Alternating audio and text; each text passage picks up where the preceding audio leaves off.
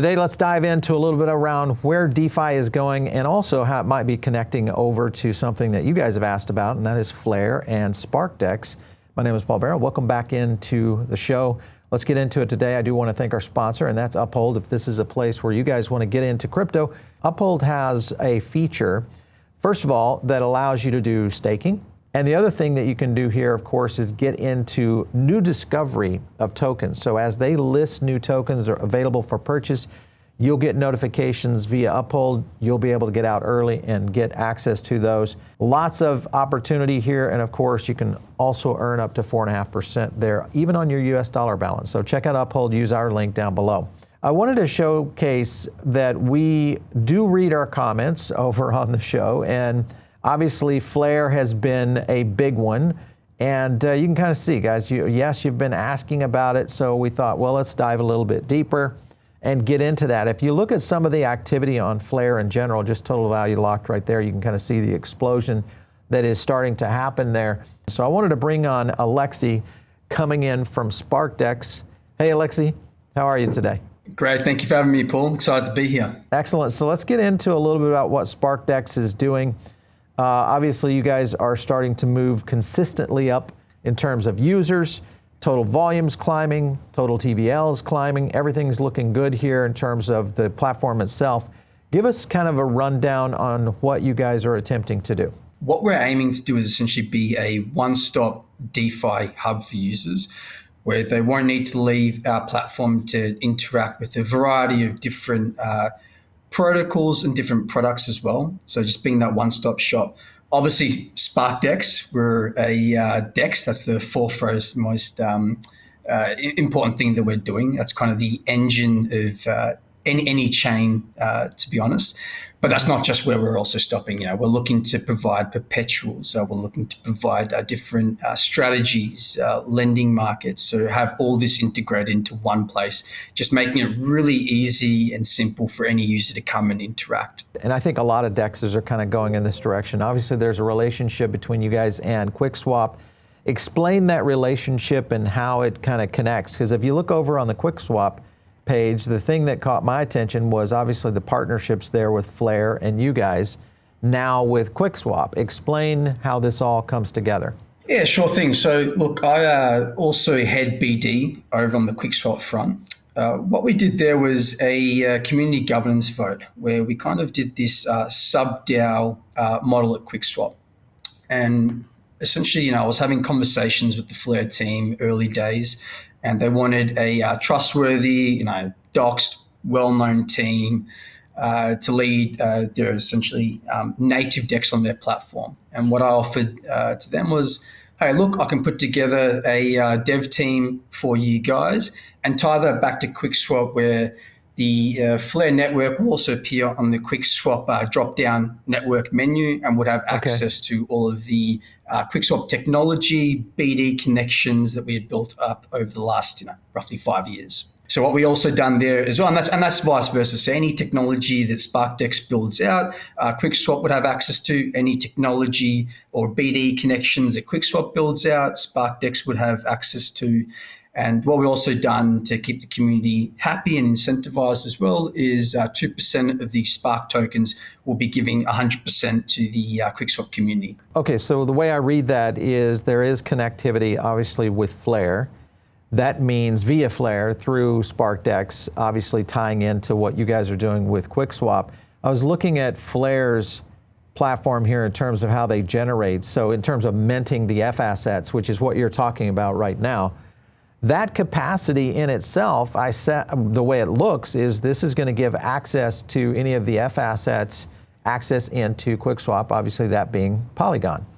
So explain to me what the bigger picture is here with that. What are you guys looking to try to achieve with these kind of connectivities? So I think you're going to eventually see FAssets in general, whether that's XRP, BTC, Doge, all these different assets that they're looking to bring on chain via FTSOs and FAssets, right, et cetera. I think you're going to see that penetrate into multiple different ecosystems. So not just Quickswap at Polygon. Is that going to happen there? I think there's a fantastic chance of that happening there. But I also think you're going to see that happen across a variety of different ecosystems and chains, potentially AVAX, Arbitrum, Base. So the opportunity for FAssets, I would say especially around XRP, penetrating to all these different ecosystems is massive. Yeah. Yeah, well, that would be huge, that's for sure. Point is it gives it XRP and other assets access to a whole new ecosystem of DeFi. Obviously, what we're seeing in terms of revenue in the DeFi ecosystems and the ability to actually get staking going on this. Can you explain to me how you guys vision staking and the yields coming into staking actually working? With building on Flare, one of the things I'm obviously most excited about is the opportunity for XRP to come on-chain and to utilize it in a real way. I'm a big yield guy, right? So I love all the assets that I personally own. I love to generate a yield on. I'm not a trader. I'm a horrible trader. I suck at it. I avoid it. I like DCAing into different assets and then, if possible, generating a yield onto it. With XRP and I think a few of the different FAssets that the Flare ecosystem in general is going after is a massive community and a massive FDV that there isn't really a utility for XRP. There isn't a simple, easy way for most people that own and hold XRP to generate a yield on or to put that asset to work. To bring that on chain and to utilize and to interact with different protocols in a meaningful way. And what Flare is trying to do is obviously address this massive market opportunity. And I think they're doing this in a very, in a great way. And it's not just Flare, it's a bunch of different protocols that are building out a plethora of different utilities for XRP, Doge, and all these different assets. As an example, I give a big shout out to the Firelight team. I give a big shout out to Luminite and to SparkDEX and to Spectra. All these different protocols that are simplifying and building out ways that this massive community XRP, and look, last time I checked, I think the FDV of XRP was something in the realm of $150 billion, right? That's a huge market opportunity. And most of that XRP, it can't be put to work. People are just simply holding it and hoping that the price go up and that's it. Imagine if, you could obviously earn asset appreciation on it and you're generating a 5-6% yield that you could possibly retire and pay all your income and expenses off. I think that's a massive opportunity. Yeah, it's actually around 300 billion. But the point being is that you've got an opportunity here that's even bigger. And if you look, you look at Doppler Finance. I mean, they've obviously been out there with the XRP Vault. They're starting to yield, even though they've gone on record saying that there's even greater yields available for this. So it definitely is something that I think we are going to see going forward. What kind of what do you think is going to play out when it comes to APYs? Because right now we haven't seen a real aggressive DeFi play. What do you think is going to play out? Because some of these numbers that you guys are showing, even within your own ecosystem right now, are pretty dramatic. Yeah, look, it's pretty crazy. I want to kind of be realistic here and not throw out any crazy numbers. Look, some of the opportunities that you'll find on look, some of the opportunities you'll see at the moment as an example on SparkDEX is 20-30% on stable coins. I don't think that those types of yields are going to last and remain forever. I do see that coming down to a more realistic market range of 10-15% that you tend to find out there. I think for XRP, and obviously this is dependent upon the amount of risk that you're willing to take. Like with anything, the more risk, the higher the yield. I think a reasonable number to expect in this relatively safe way would be in that 5-10% range. Now, look, bringing early days your XRP perhaps to SparkDEX, you might be able to make maybe 10-20%. How long will that last? I don't want to mislead or make any promises to your audience. But I think the opportunities at the start for those people that are willing to take a little bit of extra risk and try out a new technology first, of course, you're going to be rewarded in a greater way. Yeah, for sure. Well, I think there are going to be some competition points out there. If you look at just what Moai is doing, this is a good example right there with just XRP USDC on a lockup there on pretty significant amounts. But we're starting to see more of this, and I think DeFi in general, especially because that has not been talked about much within the XRP ecosystem. There is a huge opportunity going forward here. So I'm really kind of excited that you guys are going that direction. But at the same time, you look at this compared to someone like, say, Persist, this, of course, being backed by Ripple. How would that compare? The strategy that seems to be going through Flare, SparkDEX, possibly going into integration with Quickswap, how do you feel like that lines up against something that is backed by Ripple and has a little bit more, I will say, safe feeling? May not necessarily be safe, but safe feeling in comparison to what you guys are doing? I mean, look, I think it's a free market. I think the more opportunities, the better. I think on Ripple's ledger, for example, their EVM chain, you're going to find certain protocols and opportunities that are secluded and only belong on their chain. And then on Flare, you're going to see other opportunities and protocols that will only belong on Flare. As you said before, you corrected me, right? Not 150 billion FDV, 300 billion, which is massive. So the marketplace is huge. And I think the opportunities out there are huge as well. And different ecosystems, there'll be different opportunities, different protocols, different teams working and building on them. And perhaps you'll see specific niches as well appear on these two different ecosystems. So in terms of, look, do I think one is better or more trustworthy than the other? No, I think the community should play around and try both. Yeah. Well, I mean, that's a strategy I do is, I look at all the DeFi opportunities in an asset and then I start splitting them up, knowing that there may be some that I'm going to, deal with some issues on, but it starts to diversify the opportunity if you've got enough of any single asset out there to go get these yields for sure.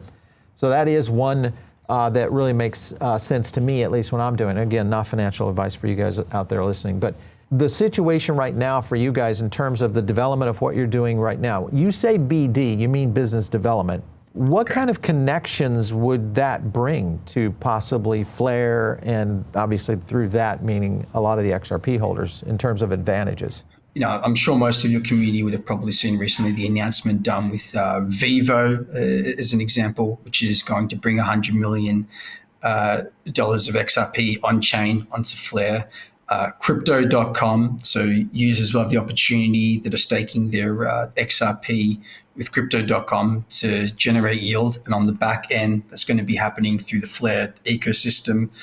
So when it comes to BD, these institutional and not just institutional, but also on the protocol level, so having connections and being able to get different protocols to build utilities on chain in a verifiable way, being able to put assets to work that are generating a real revenue rather than not just being paid some kind of inflationary token. I think that's super important. Yeah, for sure.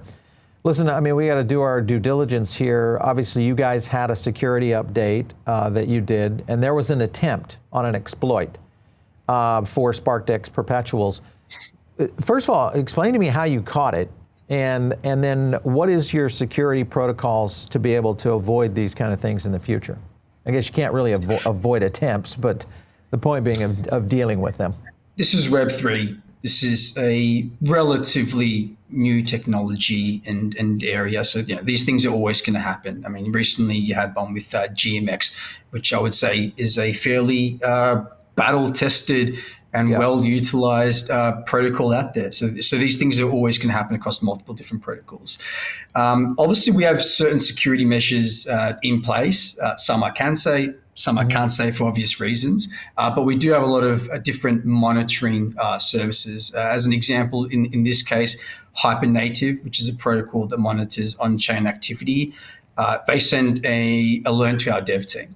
And our dev team also has their own monitoring tools as well that they have in place. So we use multiple different monitoring services. Within the first minute, we were able to pause the protocol And when we paused the protocol, we also managed to actually seize the hackers' funds in this case as well. So no funds were lost. We actually ended up taking funds off the hacker that attempted to exploit this product. Look, this was a rare case. Obviously, shout out to the dev team that did an amazing job. Definitely an element of luck here as well. I'm not going to pretend that this was just 100% the amazing work of the dev team. Definitely, they did a great job. Definitely a shout out to Hypernative, this monitoring tool. And yeah, look, you can also use some of these tools also at the user base level as well. So it's not just protocols that can engage and utilize these different monitoring services. Though I would highly suggest and tell any protocol out there, if they're not using one of these services, they absolutely should be. Because within the first minute, we're able to essentially pause the protocol. So it's a sad thing that happens, unfortunately, with any new emerging technology. Hey, listen, I'm excited about this. Last question I have for you is, when does all this happen? Is this something soon? Is it in process now? What can you tell me on timeline? So look, it's relatively soon. Whenever it comes to anything dev related, it's always hard to put a timeline out there. The amount of times I've been working with dev teams or protocols where they say, "Hey, 1 month," and 3 months later, it's still 1 month. Yeah. If you speak to any realistic team out there, essentially every single team will say this to you. But in this case, we're expecting the next 4 to 6 weeks for the Flare team to finish the hackathon that they're engaging with when it comes to the FAssets. Super, super excited for this. I know that a lot of different protocols and teams are waiting for FAssets. So essentially, the first one that's going to be coming out there is XRP. So it's hopefully coming, within baby. the next 4 to 6 weeks, that's it. I like it. It should be live on chain. And then we've got a lot of different protocols that will actually be launching different stuff all based around this. So I'm going to say roughly 4 to 6 weeks, but look, don't be surprised if there's a couple of weeks of delays there as well. All right. Well, we'll be watching very closely because I think this will definitely open up some opportunities out there for XRP holders, but I think also just for crypto investors that are trying to explore DeFi in general, because a lot of people are starting to look at this now. It is a definite advantage if you're not already doing that, guys. We'll probably give you guys a video on that in terms of a DeFi strategy coming up soon. So, Alexi, thanks so much, man. It's a massive amount of TVL that's just simply waiting to be unlocked and utilized in a real meaningful way on chain. And we're here for it. And that's what we're building around. And many teams. Right, my man. Thank you, Paul. Appreciate you having me on. You take care. All right, guys, if you are not part of our Diamond Circle, this is a great place for you to get additional content from us. It's kind of our own personal email list that works with you guys on any times we're dropping additional research, all that kind of cool stuff. And we keep you up to date with what's going on in the market. So join that. It's a free list, very easy to get in. And of course, follow me out there on X at Paul Barron. We'll catch you next time right here on The Paul Barron Show.